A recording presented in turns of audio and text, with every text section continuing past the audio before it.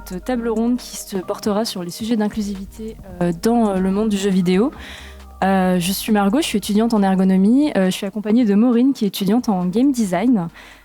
Et on est vraiment ravis d'accueillir 3 actrices du monde militant du jeu vidéo que Maureen va vous présenter tout de suite. Donc quelques mots d'introduction sur vous et sur le micro un peu plus fort, mais et sur votre parcours avant de débuter cette table ronde. Donc Jennifer Louffaut, vous êtes fondatrice de l'association Afro Gamers, donc une association qui promeut l'inclusion et la représentation des femmes noires, personnes racisées et personnes queer qui jouent, qui travaillent dans le domaine du jeu vidéo. Et vous êtes également consultante auprès de studios comme Ubisoft par exemple pour les aider à créer des récits et des personnages plus inclusifs. H, vous êtes programmeuse gameplay chez KT Racing et youtubeuse essayiste. Et dans vos vidéos, vous venez lier le monde du jeu vidéo à des sujets souvent forts et engagés comme les luttes sociales, le féminisme, les représentations queer ou le communisme par exemple. Et on vous retrouvera tout à l'heure pour une conférence sur la politisation du jeu vidéo. Et Lauriane Espinadel, vous êtes sound designer et voice designer chez Slow Clap. Vous avez notamment travaillé sur Sifu. Vous avez, de par votre parcours, une double casquette à la fois travaillant sur des œuvres vidéoludiques et sur de l'audiovisuel. Et du coup, plutôt tu as animé un workshop précédemment sur le voice design dans les jeux vidéo. Donc tout d'abord, merci à toutes les 3 d'être ici aujourd'hui. De par ces présentations, on voit que vous avez des profils très différents, vous venez de corps de métier et d'horizons très contrastés. Et d'un autre côté, on sait que l'industrie du jeu vidéo est encore aujourd'hui parsemée d'inégalités. Et l'inclusivité en est un des enjeux les plus forts.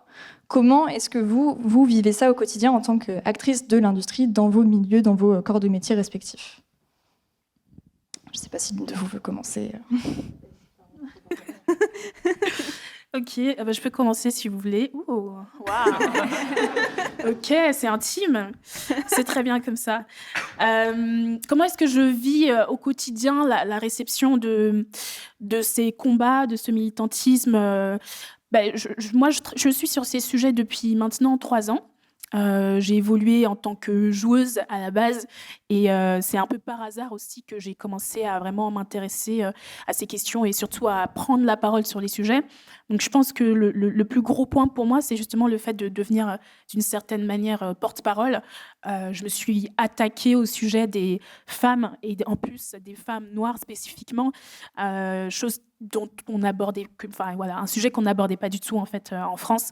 Donc je suis un peu arrivée comme un cheveu sur la soupe, je pense, mais j'ai aussi vite réalisé que parce que ça faisait tellement écho à plein de gens, c'est peut-être un sujet qui méritait d'être abordé.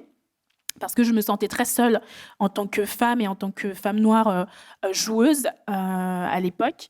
Et quand j'ai commencé à prendre parole, encore aujourd'hui, la réception n'est pas toujours positive.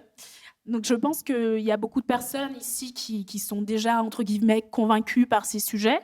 Mais c'est aussi beaucoup d'éducation à faire, en fait. Il y a beaucoup de personnes qui ignorent, qui ne sont pas au courant des dérives que ça crée, le manque d'inclusion, le manque de représentativité.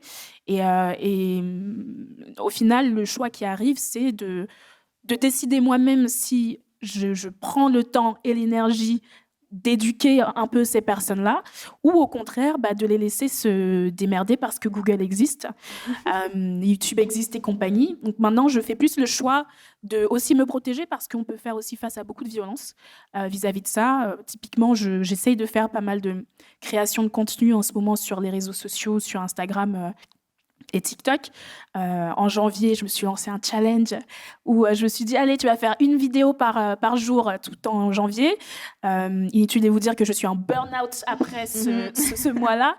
Mais ça m'a aussi permis, évidemment, d'avoir beaucoup de nouvelles personnes qui me suivent, mais aussi une grosse vague de haine et de toxicité derrière qui montre que ces sujets, on a beau dire ouais c'est bon, il y a Netflix qui a fait ça, on a beau dire oui, tous les personnages, tu peux avoir des avatars représentatifs et il y a tout ce qu'il faut en termes d'inclusion, ça montre bien, la toxicité montre bien que malgré ces représentations, il y a encore beaucoup de personnes qui n'acceptent pas de ne pas être le centre de l'attention et qui ne veulent tout simplement, qui ne comprennent pas en fait. Voilà. Donc, comment je le vis ? Moi, je le vis bien dans le sens où je suis quelqu'un de positif. Et j'ai envie de continuer à mener ces combats et à aborder ces sujets, mais je ne veux pas le faire seule. Je ne pense pas que je dois être la seule personne à porter ces sujets. Je pense que c'est vraiment toute la société dans son ensemble, pas que le jeu vidéo, qui doit s'y intéresser. Et c'est vraiment pour ça que je travaille. Voilà. Ouais, comment je le vis aussi? Moi, je le vis plutôt bien aussi, mais c'est vrai que c'est un sujet qui m'a toujours bien parlé. En tant que femme et queer, c'était toujours présent. Femme dans le son, bah, on n'est pas beaucoup. Même dans l'audiovisuel, on n'était déjà pas beaucoup. Et donc, c'était déjà un sujet qui me travaillait. Et une fois après que je suis arrivée dans le monde du travail, je me suis dit, OK, faut que je mette du temps à partie pour ça. Faut que j'essaie de pousser là-dessus. Après, je suis montée à Paris. Je me suis politisée de ouf parce qu'il y avait toutes les manifs. Donc, voilà, je sortais en manif et tout. Et après, ouais, j'ai commencé à faire des conférences pour essayer de faire découvrir mon métier à d'autres gens et notamment à des personnes en minorité de genre pour essayer d'un peu attirer comme ça en mode venez, ça vous plaît le son, venez, c'est trop bien, vous allez voir. Et c'est un truc aussi que j'essaie de pousser aussi, que ce soit dans ma boîte aussi en essayant de faire des trucs, là on discute de tout ce qui va être congé menstruel et tout. On essaie de travailler comme ça, en mode, regardez, le congé menstruel, ça sert à ça, les femmes elles souffrent, SVP. Donc c'est plutôt c'est un combat, mais effectivement pas seul, parce que ça touche tout le monde, donc on n'a pas à juste prendre toute la charge comme ça sur nous, mais il faut travailler ensemble et travailler avec Women Game, Afro Gameuse et tout. C'est trop bien qu'il y ait ce genre d'association. Je trouve ça trop cool. Et de faire rencontrer aussi les minorités de genre du jeu vidéo entre elles. Et c'est hyper important. Donc c'est pour ça que je le vis plutôt bien, parce qu'il y a plein de choses à faire et on fait plein de choses. Et on voit que ça avance quand même. Et ça fait un peu plaisir quand même aussi. Voilà, j'ai même pas fini. J'ai pas tellement préparé ma réponse. Oui, je le vis. Je peux dire que je le vis mal, parce que je suis super triste de ce que je fais. Quelle horreur, quel enfer. Tu détestes ce que tu fais. Je déteste ce que je fais. Par où est-ce que je voulais commencer? Promis, je vais vous donner une réponse. Déjà, je l'ai pas tout de suite vécu. Enfin, c'était compliqué de base pour moi, et c'est peut-être le fait que je milite sur ça, ou en tout cas que j'en parle, et pas bien aussi de la façon dont ça s'est joué pour moi. Donc j'ai transitionné quand j'étais, j'ai commencé à transitionner il y a 4-5 ans, donc j'étais déjà dans le jeu vidéo, j'étais déjà chez KT. Ce qui s'est plutôt, justement, à KT, ça s'est plutôt bien passé. Il y avait, on sent quand même les différences, on sent quand même les regards qui changent un petit peu. Il y a des moments vraiment gênants où tu vas faire une réu où tu vas expliquer toutes les optimisations mémoire que tu as fait pour l'intégration moteur d'une feature, et on ne va regarder que tes jambes d'un bout à l'autre. Mais écoutez, voilà, il y a aussi tous ces petits moments où quand il va falloir parler, on intégrait des features sur les avatars, etc. On disait peut-être qu'on avait des talons, ça va pas plaire aux féministes à cheveux bleus, et on te regarde dans la salle. Enfin, on te fait comprendre une certaine place. Mais c'était plutôt bien planqué, KT. C'était cool là où j'étais. Mais ça aussi, aussi dans ma vie, ça m'a, sur le côté vie perso, par contre, ça m'a de couper beaucoup de choses, et ça m'a foutu dans une situation où heureusement qu'il y avait KT, parce que sinon j'étais pas dans une situation pas ouf, et pas avec beaucoup de parachutes s'il y avait quelque chose qui se passait pas très bien. De la même façon, du coup c'est drôle parce que je me suis très vite retrouvé à la place de faire j'étais en coloc et je finissais par devoir faire tout le travail domestique de la coloc pour un peu tout le monde, avec un mec violent dans la coloc, etc. Donc à la fin c'était tellement fatigant que j'ai fait, avec le boulot en plus, que j'ai fait un burn-out. Et du coup il y a un peu toujours eu le double truc de comment dire ça, et ça c'est aussi là que part un peu la façon dont je milite, etc. C'est que je vois que la situation de femme trans, c'est pas qu'une situation de voilà avoir ces petites remarques au boulot, parfois aussi avoir des discriminations plus violentes au boulot, mais de les avoir dans la vie perso, de la façon dont les deux interagissent, dont les deux me ferment des portes, dont je peux pas trop, j'ai pas la même aisance je pouvais pas dire que coucou, je suis syndiquée, etc. au taf parce que et je devais être agir un petit peu caché parce que j'étais parce que j'avais pas exactement la sécurité et du coup, voilà, et voilà, et plus généralement, quand tu te mets à tomber dans la communauté trans, c'est vrai que tu vois aussi qu'il y a ce souci de la discrimination et de pas forcément pouvoir, enfin voilà, quand tu fais des études, tu finis tes études et parfois tu trouves pas de taf ou t'es discriminé et tout, mais il y a ce souci de base qu'est la précarité et que beaucoup peuvent pas finir les études, peuvent pas continuer ceci, cela, etc. et se retrouvent dans des tafs ultra précaires, dans des situations de merde. Et c'est pour ça c'est aussi pour ça que je me suis plus tourné vers le côté syndicalisme, c'est parce que là on peut agir sur tout ça en même temps un petit peu et construire le côté là-dessus. Mais du coup, ça a été aussi beaucoup un truc de retrouver des gens, de trouver une communauté, de trouver des gens qui vivent un peu les mêmes trucs que moi et de me dire putain, en fait, le fait que je fasse un burn-out à cause de ça, etc., c'est pas juste moi qui me met dans ma propre merde, etc. C'est des trucs sur lesquels il faut agir, il faut réagir et voilà. Et qu'on partage avec des gens.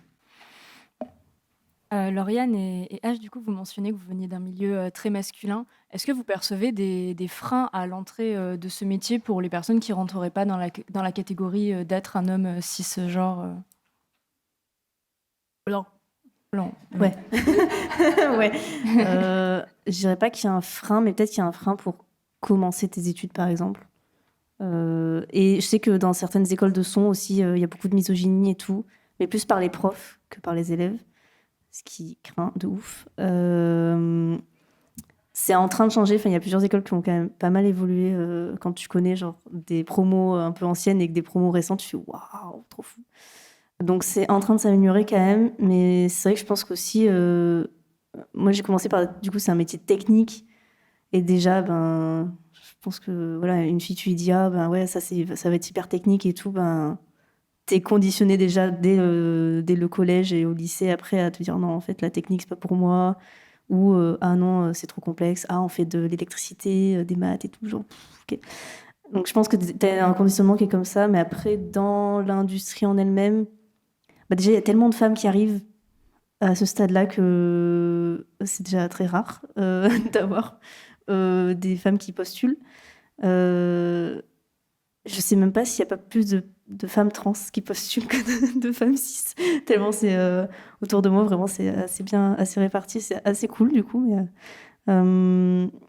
donc, ouais, c'est plus... je pense qu'il y a un besoin mais de prendre beaucoup plus tôt qu'au niveau du sortie d'études ou voire même d'études supérieures. J'ai vraiment besoin dès le lycée, essayer de dire, OK, t'as envie de faire ça, tu peux le faire, vas-y. Si t'aimes ça, go, et d'accompagner et d'encourager dans ces voies-là, parce que c'est vrai que après t'arrives dans une classe où t'es déjà, moi au lycée, tout mon lycée, j'étais la seule fille dans ma classe sur 40, donc ça avait déjà un grand coup, quoi. Et après t'arrives dans des classes en son où t'es 2-3 filles, tu fais waouh, on est plusieurs, ouh, trop bien. Et après tu te rends compte que dans l'industrie, vous êtes toujours 2-3 sur des centaines et des centaines. Là, à l'Engevin, on le voit bien, depuis ma promo, il n'y a pas eu une seule fille en son, donc ça craint, quoi. C'est chaud. Où sont-elles? Venez. Et c'est vrai que ouais, c'est plutôt, pour moi, il y a vraiment un travail de fond à faire, genre bien avant et tout au long, pour pas que des mecs cis hétéros blancs disent ah non, toi tu vaux pas, tu mérites pas de faire ça, et de se dire faut renforcer tout ça, genre, ça va bien se passer, quoi. Ça va être bien. Ouais, de toute façon, je partage forcément le truc de base. Pour la programmation, il n'y a pas beaucoup de meufs qui se lancent dedans de base parce que tous les préjugés, ouais. Yes, pardon. Parce que tous les préjugés sur les trucs techniques et tout. Ça va, on m'entend quand même? Ouais, mais ouais. Essaye Okay. de le mettre un peu plus bas. Plus bas. Là? Ouais, ça a l'air bien. Ouais. Donc ouais, les préjugés sur les métiers techniques qui sont très présents, on le voit tous et toutes. Et c'est vrai qu'il y a aussi ce truc de comme c'est un milieu très masculin, il y a aussi des mecs qui transitionnent et du coup ça devient un petit peu aussi un métier où il y a des meufs trans qui traînent. Et on a aussi des meufs cis qui sont des programmeuses très talentueuses et tout, et c'est très cool. Il y a ce truc, en vrai c'est un petit peu intéressant parce que donc j'ai eu de la merde qui venait de tout le monde, autant du côté de programmeurs que d'artistes, etc. Et en même temps, c'était pas une généralité non plus. Il y a un peu ce côté de, comme c'est des métiers très masculins, en général. Ouais, c'est ça. Quand je parlais de quelqu'un qui avait maté mes jambes d'un bout à l'autre d'une présentation parce que j'étais en jupe, c'était un programmeur.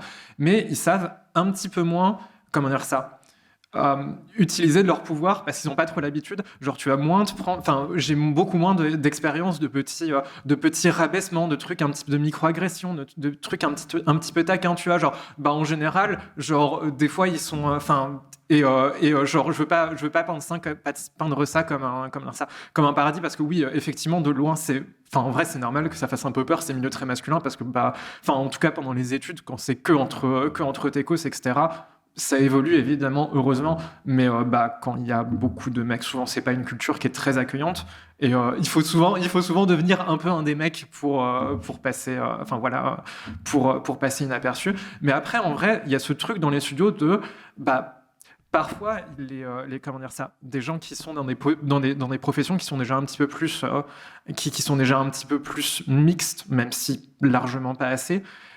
Ils savent de façon très insidieuse utiliser leur position, etc., et rabaisser, etc. et tout. Alors que j'ai cette expérience personnelle et qui est partagée avec quelques autres personnes, que ce soit cis ou trans, au final, ils savent pas très bien et du coup, ils écoutent pas beaucoup. Parfois, ils sont gênants, etc. C'est déjà pas ouf, mais parfois, c'est moins violent au final que dans d'autres métiers où ils savent très bien utiliser leur position parce qu'ils ont l'habitude un petit peu.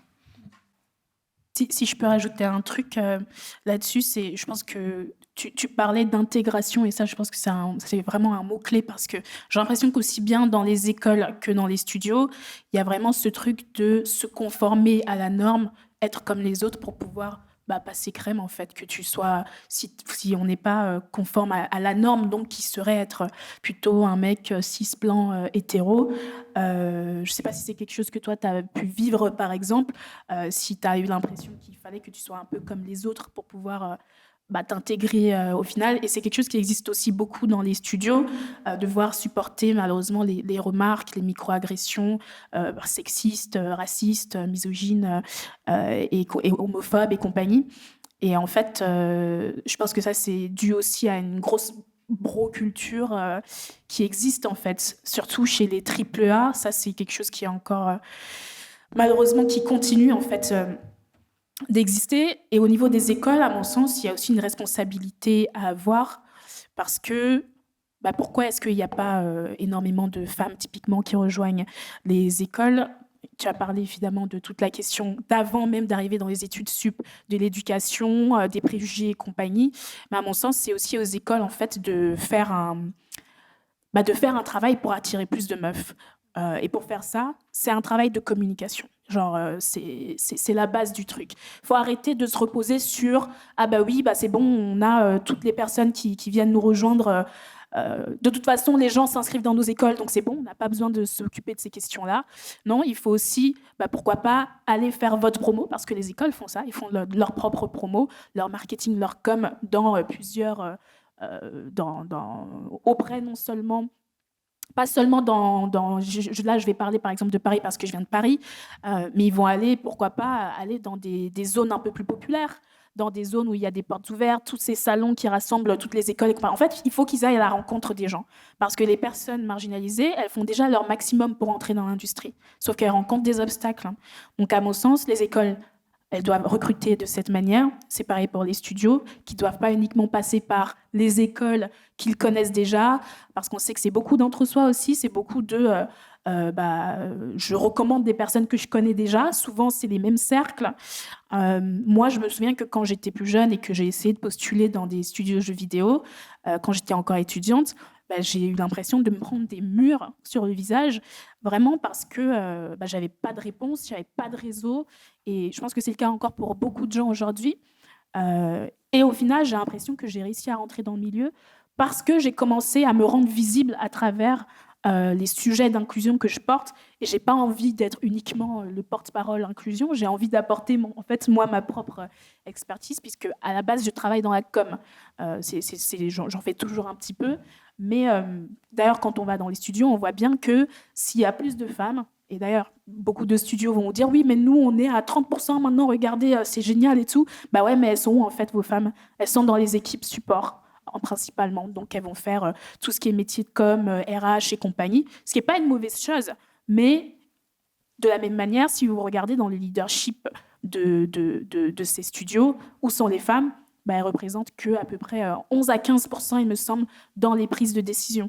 Donc, à un moment donné, à quel moment est-ce que vous voulez qu'il y ait du changement si vous ne laissez pas les femmes et les personnes marginalisées de manière générale avoir aussi la possibilité de prendre des décisions en studio? Ça ne sert à rien. Sinon, ça fait juste...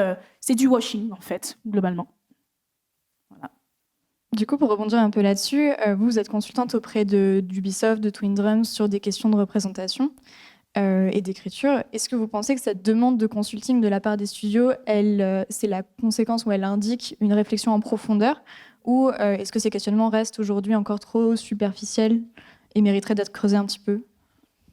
Oui, pour préciser, j'ai pas fait de consulting en tant que tel pour Ubisoft et Twin Drums. Là, c'était justement ma partie com que je faisais avec eux. Sinon, avec d'autres studios, effectivement, donc je travaille globalement. Je dis que je suis consultante en diversité. Les gens comprennent jamais ce que c'est, mais je fais plein de choses. Je vais, par exemple, faire du sensitivity reading. Donc, on va m'envoyer des scripts, des scénarios et compagnie. Je les relis et je dis là, peut-être qu'il y a des biais, des stéréotypes qui proviennent. Et je me spécialise moi sur les personnages, les univers noirs, afrodescendants, les cultures, éviter l'appropriation culturelle, éviter les stéréotypes, les biais racistes et compagnie. C'est vraiment sur ça que je me spécialise. Je peux pas le faire sur tous les sujets. Par exemple, même si je suis une femme queer, je suis une femme bi, donc je ne vais pas me positionner sur les sujets des pronoms, des personnes non binaires, parce qu'on m'a déjà posé la question, tu vois, donc je ne vais pas dire non, je ne vais pas me positionner là-dessus, j'y connais rien. Et donc la question, c'est de savoir s'il y a vraiment une volonté des studios d'agir sur ça. Je pense qu'en réalité, on s'en doute pas trop, mais il y a des studios, notamment des AAA et aussi des indés, qui font appel à des consultants ou à des entités de consultants, mais ils ne communiquent pas vraiment dessus. Et je pense qu'ils ont peur d'avoir justement le backlash de tous les gamers anti-woke, les gamers un peu toxiques, qui derrière vont faire les ouin-ouin qu'on voit en ligne généralement, qui ont peur et que dès qu'on va mettre des pronoms dans un jeu, ils vont dire c'est bon, on en a marre du wokisme et compagnie. Donc ils ont peur de ça. Mais pourtant, moi, je vois qu'il y a une demande. Sinon, je ne ferais pas ce métier, clairement. Je vois qu'il y a une demande et je vois surtout qu'il y a un besoin parce que le backlash qui se prenne derrière, il est extrêmement fort. Il est extrêmement fort et je pense qu'il y a beaucoup de studios qui n'ont pas envie de se retrouver dans cette situation. Donc, mon job, c'est pas de leur dire « Ah, faites ça, sinon… » mais un petit peu quand même, parce qu'il y a des conséquences. Et en fait, les gamers, les joueurs et les joueuses sont de plus en plus exigeants, à juste titre, en fait, sur ce qu'ils sont en train de consommer, sur les jeux qu'ils achètent.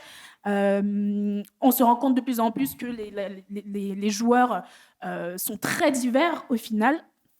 Parce que pendant longtemps, il y avait ce mythe, encore aujourd'hui, le mythe du gamer de base, le cliché du gamer, je dirais, c'est quand même, encore une fois, le mec blanc, ado, qui reste, je sais pas, dans sa cave, qui a quelques poils de barbe à la figure, très pâle du visage. Je pense qu'on est encore un peu là-dedans, malheureusement, alors qu'on sait que ça a beaucoup évolué. Enfin, c'est plus du tout ça. Et à juste titre, les personnes qui jouent aux jeux vidéo joue dans le monde entier. Aujourd'hui, on ne crée plus son jeu uniquement pour une certaine niche localisée, etc. On a envie que beaucoup de monde y joue. Donc, il faut aussi y penser pour vous tous qui travaillez dans le jeu vidéo, qui allez le faire. Je pense que c'est important de garder en tête qu'aujourd'hui, on ne fait plus un jeu juste pour 2-3 personnes, sauf vraiment quand on a envie et qu'on est passionné. Hein, ce n'est pas du tout à juger. Mais il faut penser, en fait, cette question de l'inclusion aussi dès le départ, pour éviter évidemment d'avoir des biais stéréotypés, de retrouver en fait de mauvaises représentations de son jeu, même si on a les bonnes intentions. Et ça, je pense que c'est un truc qui revient beaucoup justement dans les studios, c'est qu'ils sont inquiets. Ils sont inquiets de, par exemple, je dis n'importe quoi, hein, de vouloir par exemple faire un jeu qui va parler de l'esclavage. Un sujet qui plaît à tout le monde, n'est-ce pas ? Ils sont inquiets à juste titre de vouloir parler, de faire un jeu sur ce thème-là, et ils ont peur de très mal faire les choses, ce que je trouve compréhensible aussi quand on n'est ni concerné ni expert du sujet. Donc moi, mon métier, c'est de venir aider en fait justement ces gens-là à le faire de la meilleure manière possible. C'est pas pour faire du censorship, c'est pas pour censurer les personnes ni la créativité, c'est au contraire pour les aider à développer ça. Donc c'est ce que je dis en fait aux studios qui m'approchent. Et évidemment, je leur explique aussi que c'est du long terme en fait. Même s'ils font appel à des consultants pour du one shot ou que sais-je, ou pour une durée un peu plus longue. En principe, le jeu qu'ils font, c'est un jeu qui va durer dans le temps, quoi. Donc, c'est pas un travail qui se fait et qui va disparaître du jour au lendemain. C'est un travail qui va durer dans le temps. Donc, c'est important pour eux de se rendre compte qu'il y a vraiment une nécessité et un besoin de le faire, parce que derrière, les gamers, ils seront au taquet, en fait, pour venir dire s'il y a un truc qui va pas. Voilà. Je ne sais pas si j'ai répondu à la question.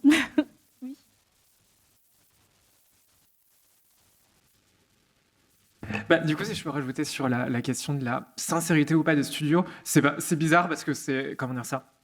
On peut pas dire que le studio intégralement d'un bout à l'autre est sincère ou pas, mais c'est beaucoup une question... Il y a souvent beaucoup de gens qui sont très sincères justement dans ces démarches-là, dans les studios, qui vont... Enfin voilà, au niveau des équipes, on voit effectivement une vraie prise de conscience, en plus avec le fait que maintenant il y a de la diversité. Alors ça reste toujours très conditionnel, ça dépend énormément de l'endroit, etc. Il y a, moi je suis arrivé, je suis arrivé quelques années après le Gamergate et au moment où ça commençait à se tasser, etc. Et où j'ai vu petit à petit que les gens commençaient à faire un peu attention, à pas être des gros reloués. Ce qu'on a vu, des témoignages qu'on a beaucoup aussi, qu'on voit aussi quand on voit les évolutions chez Ubisoft, par exemple, dans l'éditorial d'Ubisoft et dans les fameux scandales, etc. On fait quand même un petit peu plus attention. Et il y a des gens sincères, effectivement. Mais il y a toujours aussi cette question de... C'est ce qu'on va voir souvent à la base. Il y a des gens sincères, il y en a moins, il y a des luttes. Mais au final, plus ça va avancer et plus ça va monter haut dans la hiérarchie, plus ça va être une question de qu'est-ce que ça peut nous rapporter en termes de sous. Et souvent, il va y avoir beaucoup des évaluations de cost-benefit. Enfin voilà, quand on va balancer 5000 balles dans du consulting, je connais pas du tout les tarifs. Quand on va balancer 5000 balles dans du consulting, qu'on va essayer de faire un truc un peu plus propre sur certains trucs, c'est parce qu'on pense que ça peut donner une bonne image. Et c'est pour ça. Et du coup, c'est pas un manque de sincérité totale, mais au final, ça va souvent beaucoup se limiter. Et si vous voulez, et je pense que ça se reproduit, ça se reflète beaucoup aussi dans ce que produisent les jeux. Genre, pour donner un exemple récent que je trouve très rigolo, dans Avatar Frontier of Pandora, les premières minutes sont super intéressantes. Genre, ça vous raconte des enfants, des enfants Avatar, mais qui sont élevés chez les humains parce qu'ils ont été capturés, etc.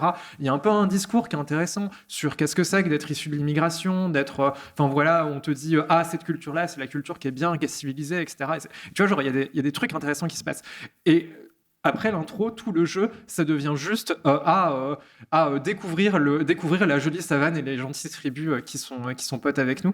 Et le propos se perd complètement. Et parce qu'il est étouffé par la formule de base de l'open world. Et je pense qu'il y a un peu ce côté, voilà, on va essayer d'inclure des petits trucs, et il y a des gens dans les teams qui essayent d'inclure des petits trucs, mais soit ça va être... On a les exemples d'Assassin's Creed où la direction a cut chaque fois que ça a demandé à avoir un protagoniste féminin. Pareil, ça va cut des trucs sur comment dire ça, sur les enfin voilà, tous les petits trucs un peu plus intéressants qu'on essaie d'apporter dans les histoires. Ça va, il y a beaucoup de gens dans le sensitivity reading aussi qui ont des retours sur quand on ose dire, quand on est obligé d'oser dire au studio que ce qu'ils ont écrit est un petit peu raciste ou un petit peu pas ouf, ça les blesse dans leur ego, et du coup, et en plus ça va pas vendre et on n'y connaît rien, donc on continue comme ça. Et je pense qu'il y a un peu cette résistance. Et d'ailleurs, si je peux faire un parallèle, c'est un petit peu la même chose aussi côté diversité, inclusion dans les équipes. Il y a des gens qui sont de bonne volonté, même au niveau des leads, etc. Mais plus ça monte, plus il va y avoir des questions de budget. Et c'est ce qu'on voit un petit peu. Je vois beaucoup le côté jeu indé. Et c'est ce qu'on voit beaucoup, le côté un petit peu. On va prendre. Regardez, on a fait des grands efforts, on a pris une équipe très diverse. Est-ce qu'ils sont vraiment bien traités? Est-ce qu'ils ont vraiment leur mot à dire sur leur domaine d'expertise, etc. Ou est-ce qu'on a mis un random mec blanc qui venait un peu dans notre domaine et qui leur donne des consignes et tout, etc. et qui comprend pas ce qu'ils font et qui les manage pas bien et qui pète le projet, ça dépend beaucoup. Est-ce que quand on va les voir et qu'on leur dit le freelance, quand t'as 23 ans, que t'as pas de réseau et que t'as besoin de trouver un appart aussi, et c'est super dur de trouver un appart quand t'es en freelance au début, c'est sur plein de trucs différents. On leur dit ça et on dit mais du coup est-ce que vous voulez pas? Ils sont en mode ouais mais c'est dur côté prod. Et à la fin d'un projet, tous les freelances sont dégagés et bonne journée, et ils se retrouvent ils se retrouvent un petit peu dans la merde. Il y a un peu toujours ce truc-là de très très vite, le côté capitalisme, le côté cost efficiency, etc. Vient très très vite squeezer quelques efforts sincères, les efforts sincères qui existent et qui parfois aussi réussissent à exister. Et du coup, pour poursuivre un peu sur cette question du contenu des jeux et des enjeux de représentation, je sais qu'avec Afrogameuse, vous produisez beaucoup de rapports, de données sur la question des représentations des personnes noires et des personnes racisées plus largement.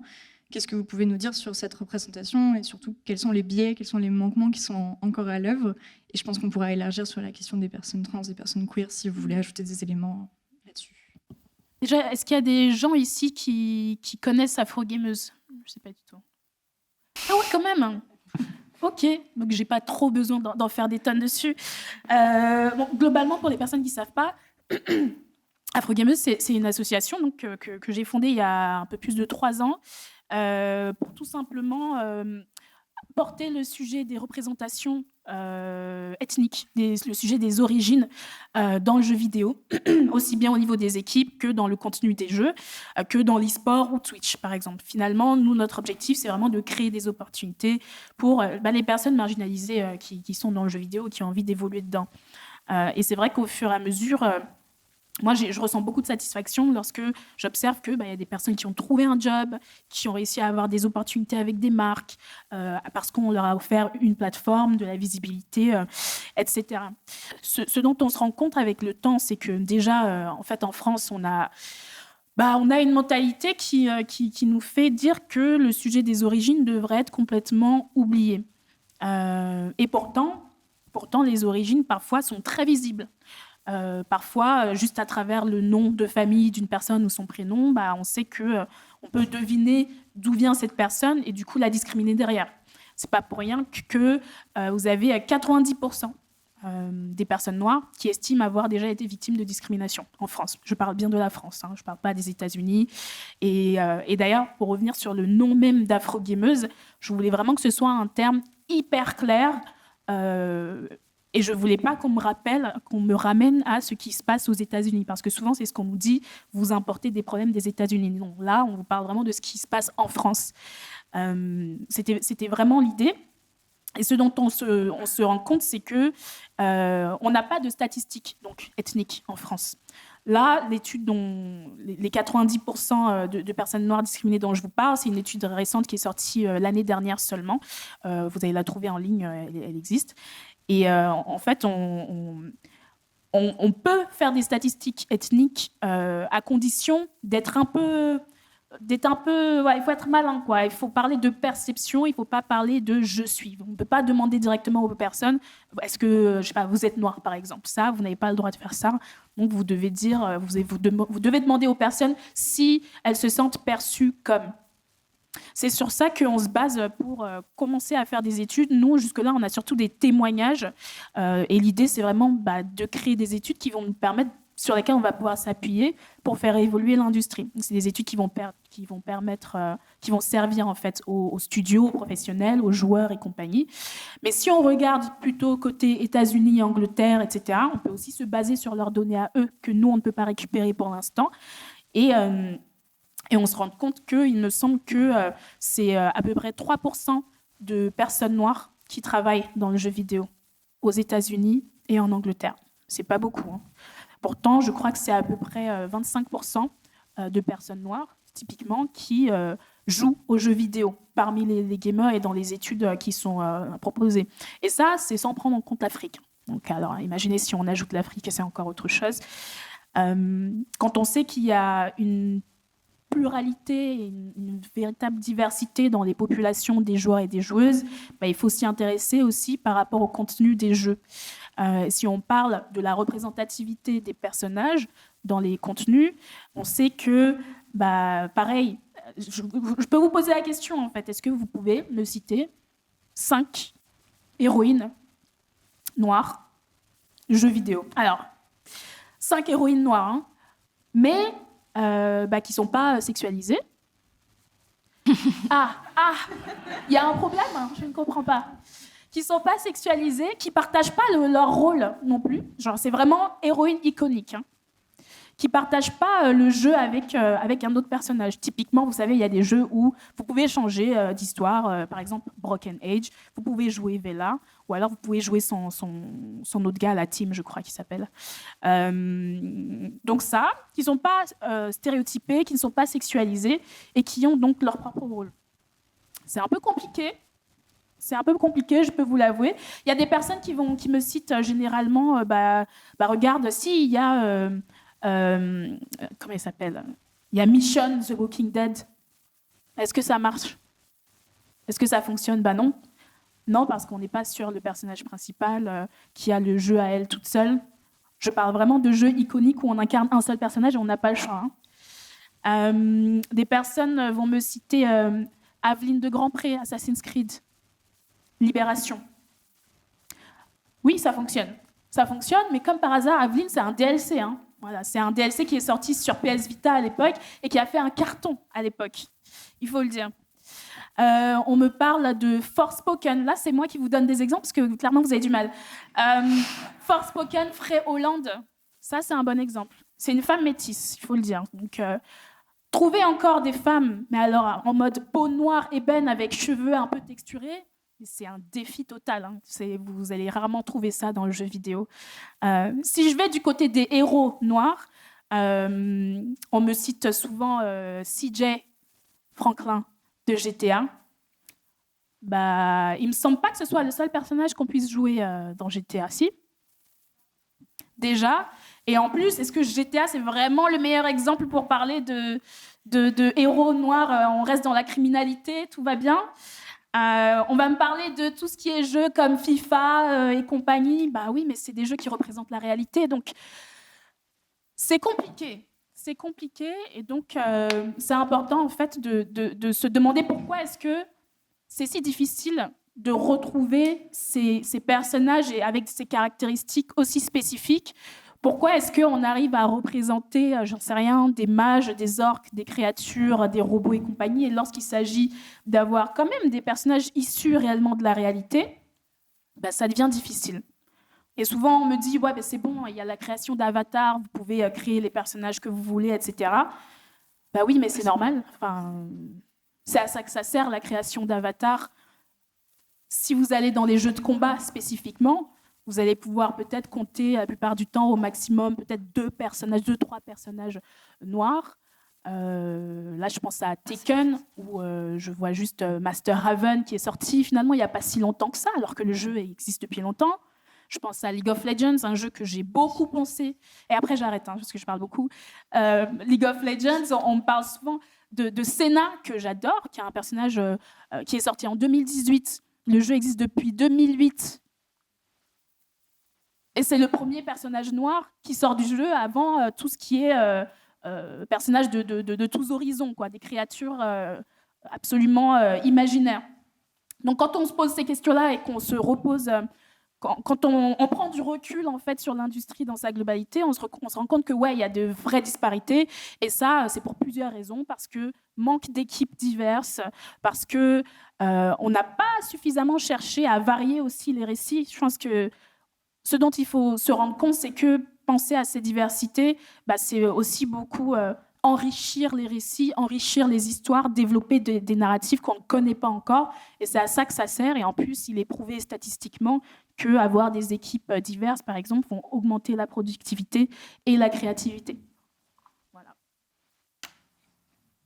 Ouais, moi, j'enchaîne sur une mini parenthèse sur Sifu, parce qu'on peut jouer un personnage féminin aussi, on a le choix. Et la plupart des personnes à qui je parlais de Sifu et tout n'étaient pas au courant de ça, alors que c'était là depuis le début, quoi. Et donc, il y a aussi tout un truc de...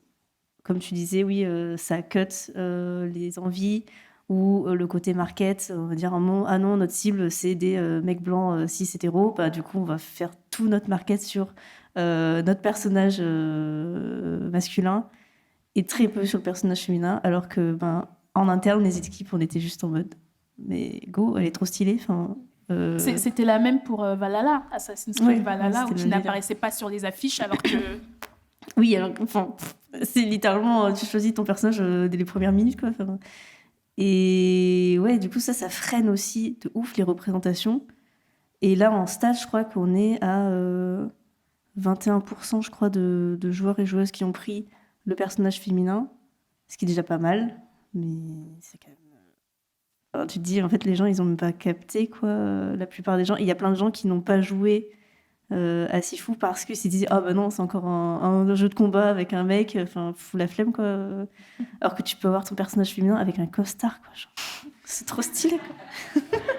Sachant que peut-être s'ils avaient mieux communiqué là-dessus, ils auraient peut-être pu avoir plus de joueuses. Mais c'est ça. Et nous, on poussait derrière en mode, mais non, mais on peut toucher plus de gens, une cible différente et tout. Et ça n'a pas forcément... Mais il y avait peur aussi de ce truc de le backlash en mode, encore un personnage féminin, nanana. Alors que tu te dis, mais non, mais c'est trop cool, quoi.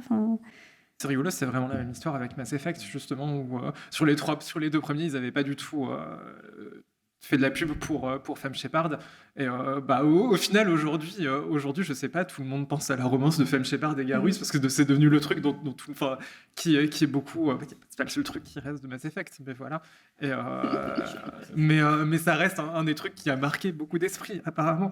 Et ouais, ils ont mis 3 jeux à se rendre compte que c'était une grosse partie de leur public, et en plus une partie vocale, qui aimait les meufs en costard ou les meufs en grosse combi, avec des gros flingues, ce qui est compréhensible. C'est des flics. Et on voit l'émergence de studios qui sont dirigés par des minorités de genre comme Accidental Queens, ou même des studios qui viennent donc pas du monde occident, qui vont venir du continent africain ou d'Amérique du Sud et qui sont assez invisibilisés. Est-ce que vous pensez que ces nouveaux acteurs et actrices peut-être permettront d'avoir une meilleure inclusivité dans le milieu, que ce soit en termes d'industrie ou en termes de représentation après dans les jeux?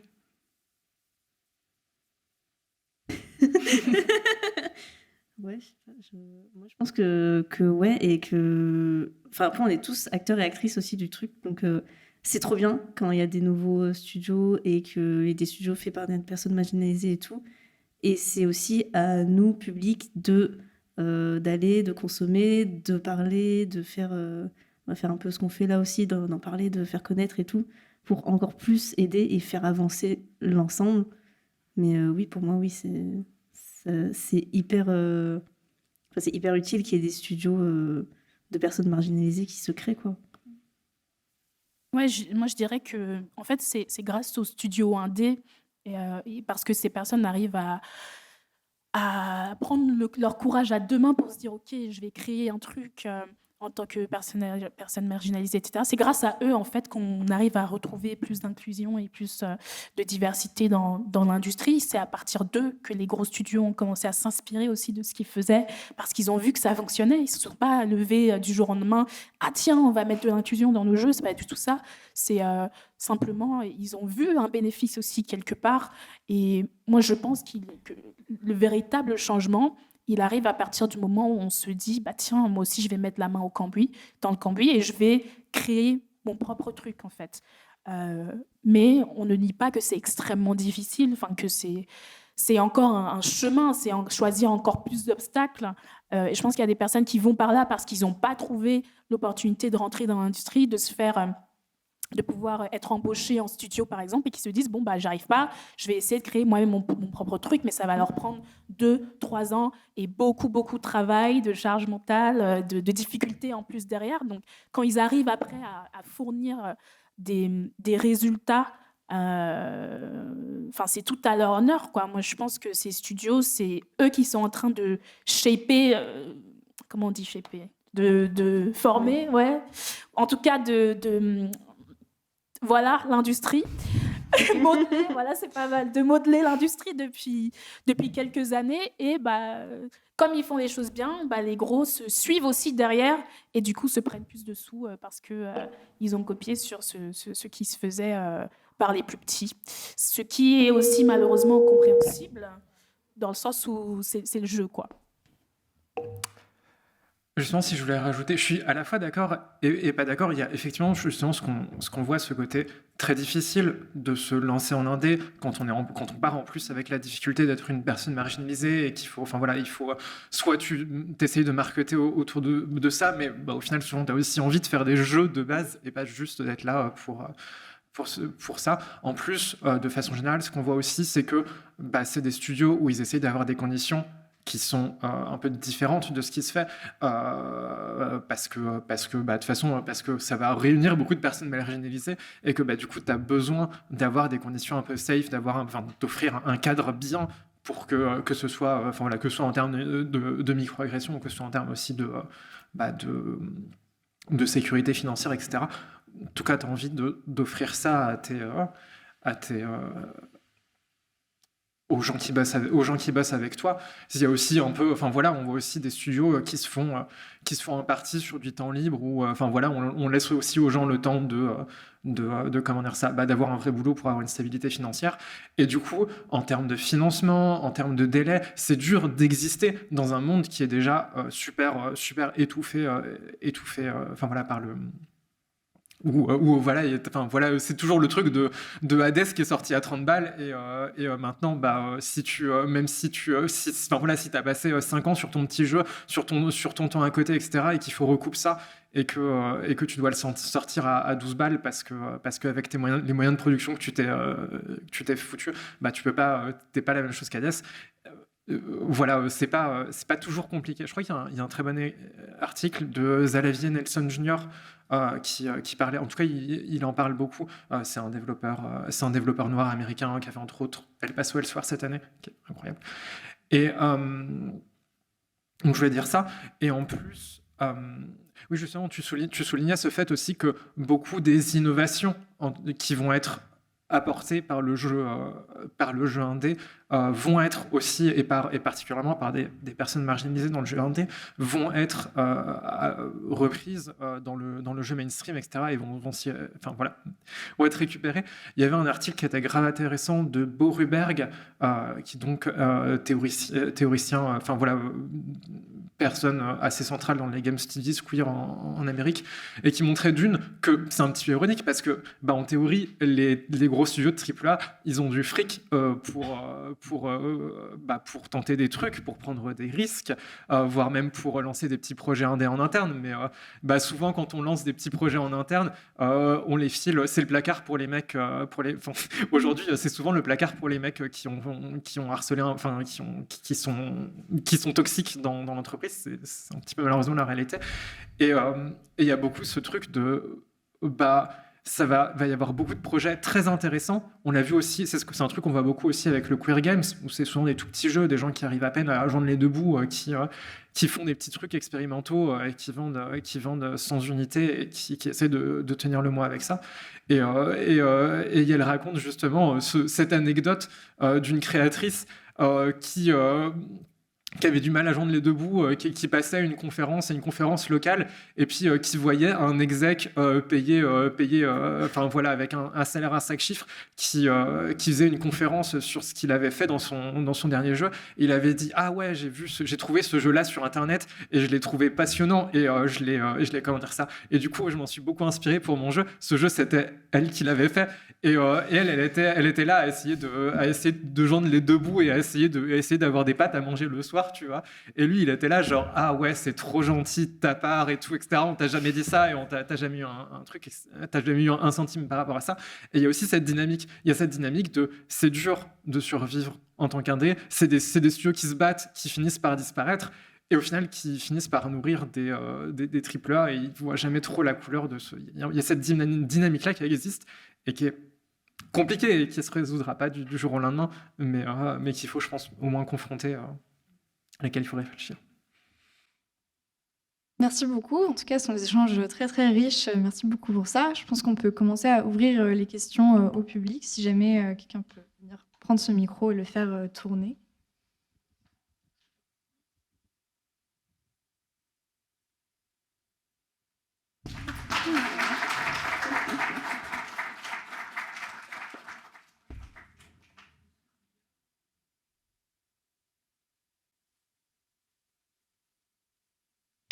Merci mesdames et mesdemoiselles. Je voulais juste réagir tout à l'heure, Jennifer, tu demandais de citer un personnage. Alors, elle est pas... Enfin, voilà, elle est métisse plutôt, pas les cheveux crépus, mais je pense que ça a le mérite d'être cité. C'est je me souviens plus de son nom par contre, mais c'est le personnage principal de Remember Me de Dontnod. Miline. Exactement. Elle est dans ma liste. D'accord. Et voilà. Non, j'ai littéralement un tableau Excel, hein, vous inquiétez pas. Parce que voilà, c'est le personnage principal, elle est pas sexualisée, et ça a le mérite d'être mentionné, surtout parce qu'il me semble que le studio a perdu son premier publisher parce qu'il voulait que le personnage principal devienne un homme, et eux ils ont refusé et ils sont partis avec un autre publisher pour que ça reste une femme. Donc voilà, tout un grand honneur à eux, parce que je pense que c'est quelque chose qui n'a pas fait assez de bruit dans l'industrie. C'est clair. Ça soulève grave le sujet des investisseurs aussi, de l'investissement. Exactement. Quand tu arrives devant un panel, vous vous imaginez plutôt de mecs blancs d'un certain âge qui ont des sous et qui doivent vous écouter. Déjà, quand tu arrives en tant que femme, il y a plein de femmes. Je sais de qui je parle, par exemple, mais je ne vais pas citer des femmes qui, malheureusement, doivent envoyer leurs associés qui sont des hommes, parce que vous parlez à ces personnes-là, ils vont regarder l'homme à côté de vous au lieu de vous regarder alors que vous êtes la boss de votre studio, genre... Ouais. Et en plus de ça, qui derrière, vont avoir des biais en fait, même au moment de vous donner de l'argent, alors que c'est un moment crucial. L'argent, c'est un développement crucial en fait pour développer votre business, hein, enfin pour monter votre studio et votre boîte de manière générale. Et je trouve ça scandaleux en fait qu'il faille faire de tels compromis, d'envoyer un homme à sa place pour gagner des sous, quoi. Ou alors de se dire, bah tiens, moi oui, je veux faire un jeu avec tel ou tel personnage. Mon personnage, par exemple, il est noir. Et on va vous dire, bah non, parce que les noirs n'achètent pas de jeux, c'est pas la cible.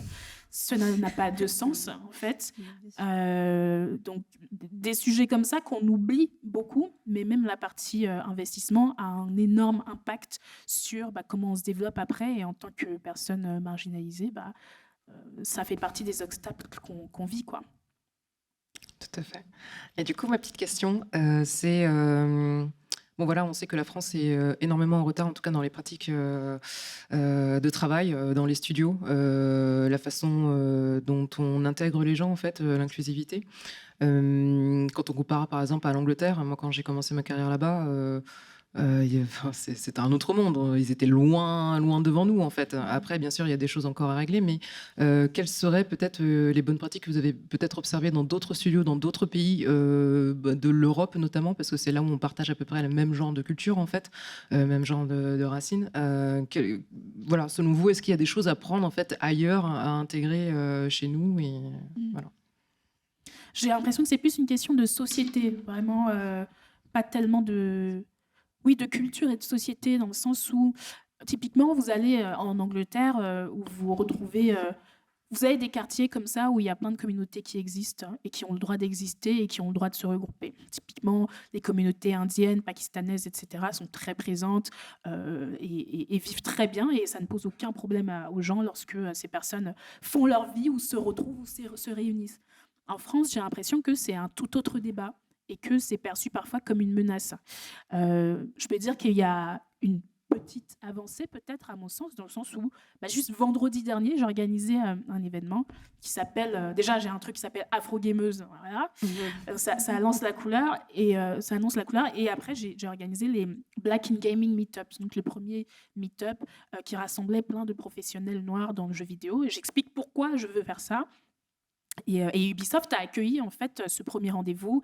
Il y en aura d'autres en dehors de Paris, à Lyon, à Bordeaux et compagnie, je vous préviendrai. Et en termes de pratique, je pense qu'on peut commencer par là, en fait. Moi, j'ai décidé de lancer cet événement parce que je me dis, déjà, c'est une occasion pour ces studios-là de voir comment ça se passe, s'ils acceptent d'accueillir ce genre d'initiative, s'ils ne sont pas fermés à ça, s'ils n'ont pas peur de se faire traiter de woke, de communautariste et compagnie. C'est déjà une première étape. Donc on commence par là, et après en termes de culture et de bonnes pratiques qui existent ailleurs, je ne sais pas trop. Je pense que c'est vraiment une question de société, et parce qu'en France on est très basé sur l'universalisme, quoi. C'est vraiment tout le monde est pareil, tout le monde doit être traité de la même pareille, on ne voit pas les différences, on ne voit pas les couleurs et compagnie, et pourtant elles existent et elles ont un impact sur notre vie en fait, et sur la manière dont nous sommes perçus. Et à mon avis, c'est vraiment ça qu'il faut voir, aussi bien dans le jeu vidéo que partout ailleurs. C'est pas juste dans l'industrie qu'il y a ça, quoi. Est-ce que quelqu'un ou quelqu'une d'autre a une question ? Avant de donner le micro pour la prochaine question, on a une question anonyme que du coup je vais me permettre de lire.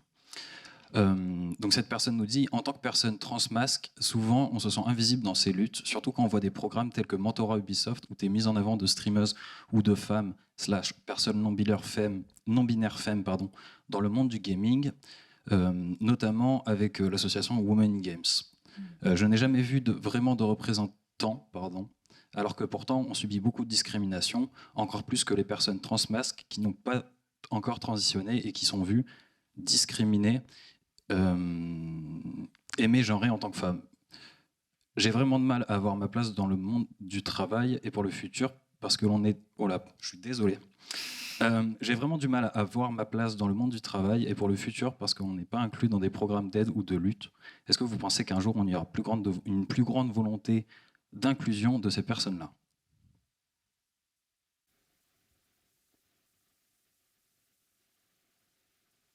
Les micros. Oui, complètement d'accord.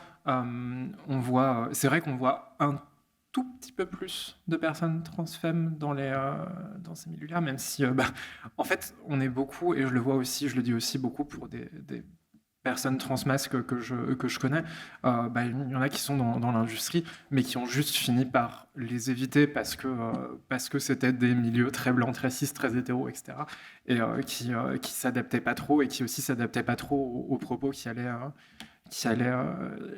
avoir, genre quand je parle de ce qu'il peut y avoir de queerphobie, etc. dans les propos de certaines assos, etc.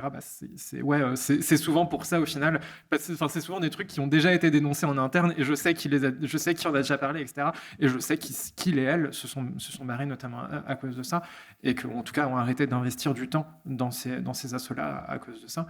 Du coup, je pense qu'il y a un peu ce côté, je comprends complètement, et je pense qu'il y a notamment beaucoup ce côté, c'est toujours, c'est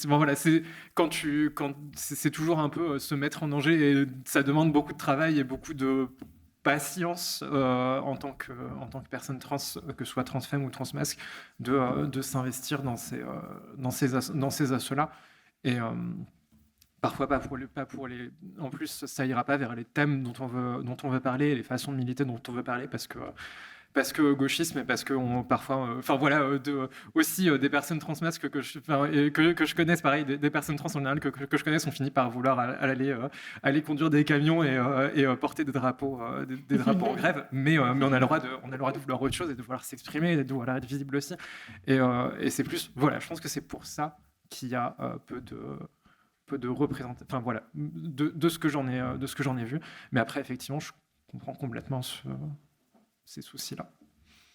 J'ai le temps de rebondir rapidement. Ouais. Si je peux juste rajouter un truc, je prends ma casquette asso.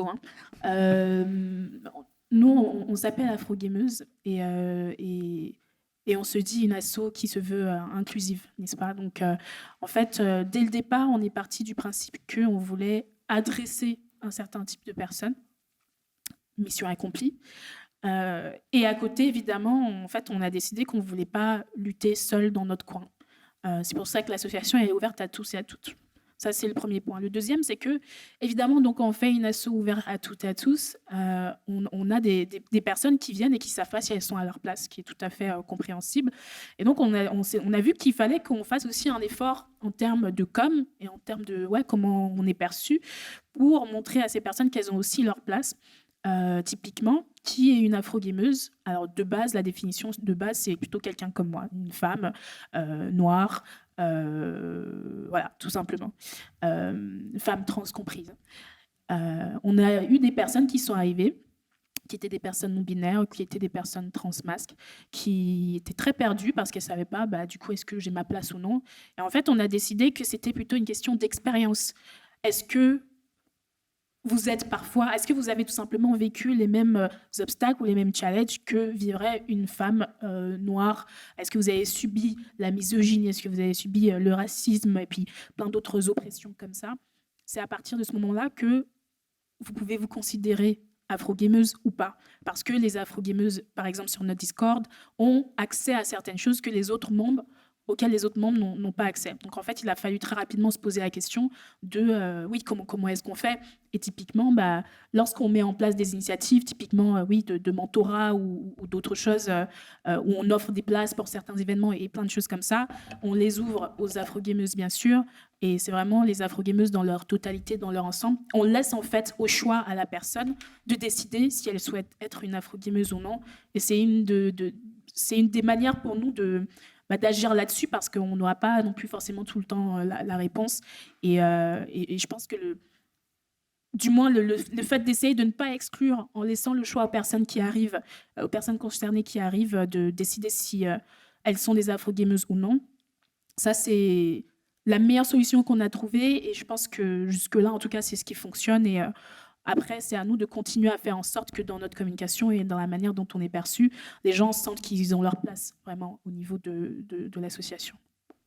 Voilà.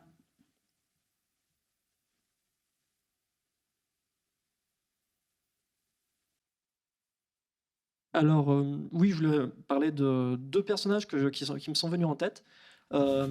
Alix. Ça vous a tiqué, ça, clairement. Ah non, mais ça va vous travailler ce soir aussi avant de dormir, j'espère. Envoyez-moi des messages après.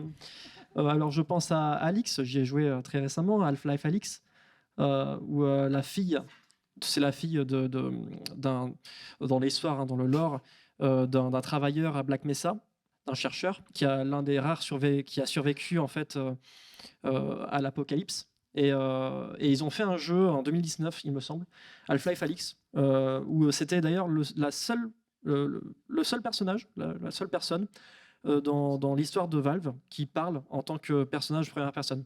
C'était très intéressant.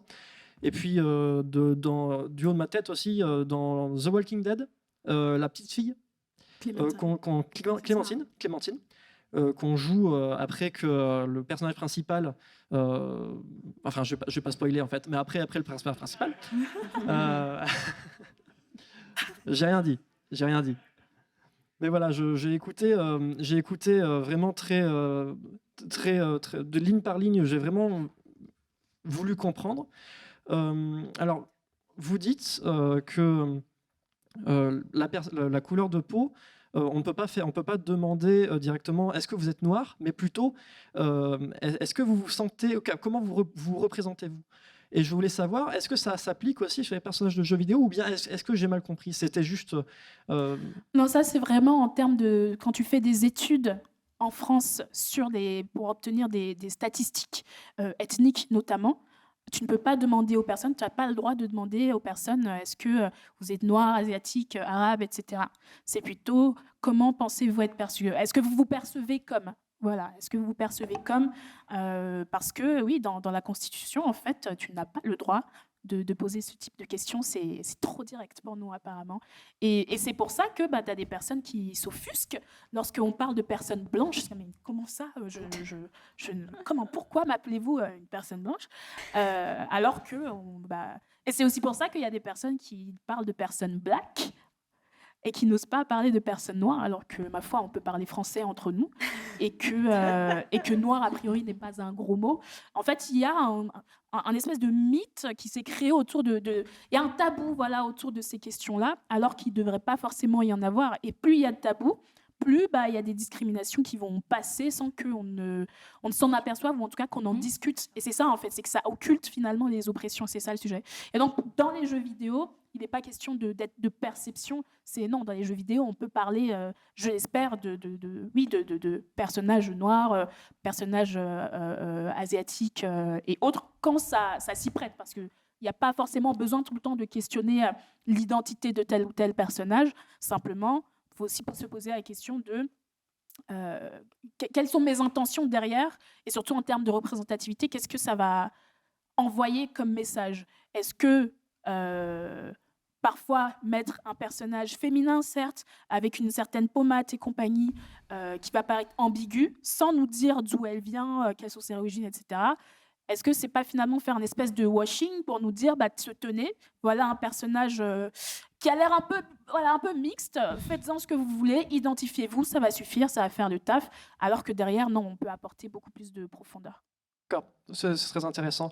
Je voulais rebondir par rapport à ça. Je suis désolée, on va prendre une dernière question. Excusez-moi, oui, on va faire passer alors. Mais désolée. Merci d'avoir pris mes questions, il n'y a pas de problème. Pas de problème.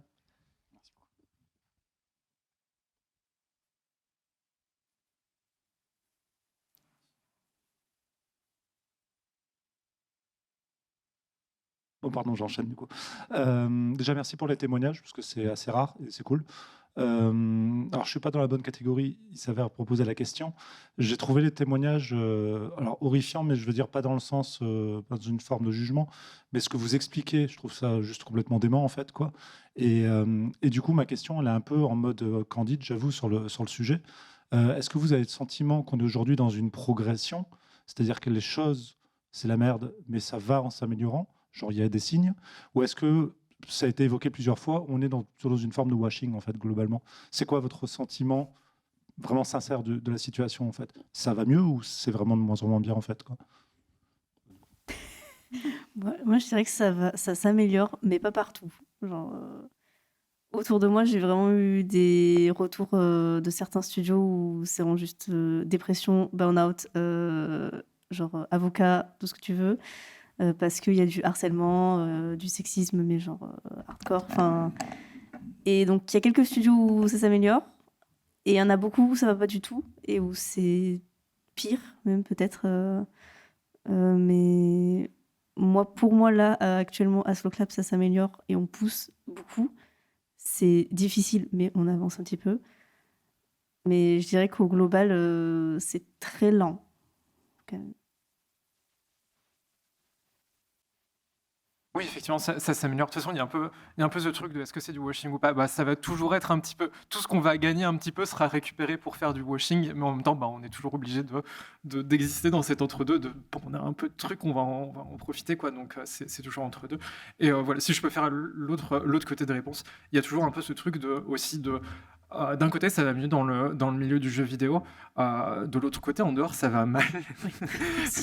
Je pense que tout le monde en est un petit peu conscient. Que ce soit sur des questions, sur des reculs qu'il peut y avoir sur des questions sur des questions féministes, sur des questions d'autonomie corporelle aussi aux États-Unis, par exemple, sur des questions comme l'impérialisme. je vais pas beaucoup m'étendre là-dessus. Et il y a toujours un peu ce truc de, bah, on a gagné quelques trucs et c'est cool et on essaie d'en gagner plus. Mais aussi, est-ce que, bah voilà, quand tout ce qui se passe en dehors va commencer à nous retomber sur la gueule, genre. Comment est-ce que ça va évoluer? Est-ce que ça va revenir comme avant? Et c'est toujours un peu des acquis qui semblent fragiles. Et je pense que c'est un moment où il faut les consolider, où il faut... voilà, c'est le pitch que je fais toujours. Il faut construire une force collective pour défendre un petit peu ça. Et c'est ce que plein de gens font déjà. Mais voilà, c'est un peu un moment de... il y a des trucs qui se passent. On espère que ça... Enfin voilà, c'est un peu un moment où pousser pour essayer de les garder autant que possible, je pense. Parce Ici que, et autre part. Ouais. on a acquis des trucs, mais on peut les perdre aussi super vite. Du coup, bon, c'est un peu. C'est une leçon de vie par rapport à ce qui se passe à l'étranger. Ouais. Se dire, tiens, ça pourrait arriver du jour au lendemain ici aussi en France. Et oui, moi, je pense que les choses évoluent beaucoup trop lentement, effectivement. C'est pas parce que en 2 ans, on est passé de 22% à 24% de femmes dans l'industrie du jeu vidéo, par exemple, que on peut se dire que ça y est, on y arrive. On a des studios qui arrivent à faire des stats où ils sont à 30% de femmes après des années. Et c'est bien d'avoir monté ces stats-là.